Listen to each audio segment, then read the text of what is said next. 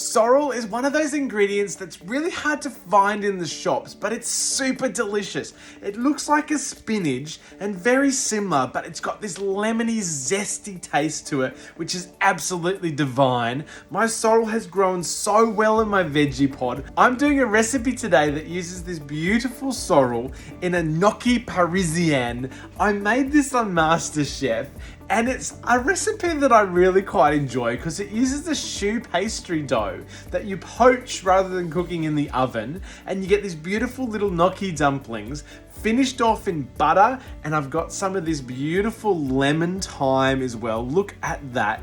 It's got this variegated leaf, also grown in my Vegepod. It's very happy, and it will add that lemon thyme to my brown butter sauce, finished off with some lemon zest, manchego cheese, and this beautiful sorrel on top. It is going to be lemony, zesty, salt and peppery, absolutely divine. I really hope that you love this recipe.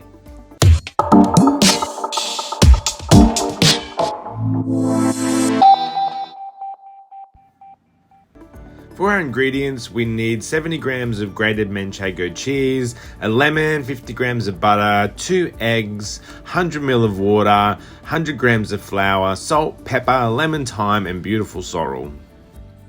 In a saucepan, add our 50 grams of butter and our 100 ml of water, our salt, pepper, and some beautiful nutmeg, which adds a great flavor to this dish. Bring it up to a boil, and once it's boiling, add your flour all at once in one go. Stir straight away to incorporate all that liquid into the flour, and you want to keep stirring really vigorously until it forms a ball like this and it starts to stick to the bottom of the pan. Pop it in your stand mixer and whisk it really well until it cools down and stops to steam. Then we want to add our beaten eggs and our manchego cheese, adding the eggs really slowly and beating them until they become beautiful and glossy. And when you lift the beaters, you get this V shape at the end so that you can pipe it. So my choux pastry dough is ready. I've popped it into a piping bag. This is a fun little recipe to make if you've got kids, because basically now what we do is we take this and we pipe it over our boiling water. You can either use scissors and snip it off as you pipe it into the boiling water, or a little trick that I love is getting a saucepan and tying some string over the top from the handle to the other side of the saucepan, and then you use this string to pipe your gnocchi over the top. So like this, we pipe it over the top, and the string actually cuts the gnocchi off for us. It's a little bit quicker and we can get a consistent result. And the kids love it. It's super fun. So if you've got kids, definitely make this recipe for them. They will love it. So over the top of our boiling water, we want to pipe our gnocchi, trying to keep the same size as you pipe. You want to keep piping for about a minute and no longer until you have enough gnocchi to float to the surface. Once they float to the surface, give them about another minute to cook, and they'll bubble up to the top and look beautiful and plump. Once your gnocchi are ready, take them out of the water, pop them on a tray lined with some baking paper. You want to toss these in a little bit of olive oil to stop them sticking together, and these will keep in the fridge for a few days so that you can prepare this ahead. Otherwise, you can fry them straight away.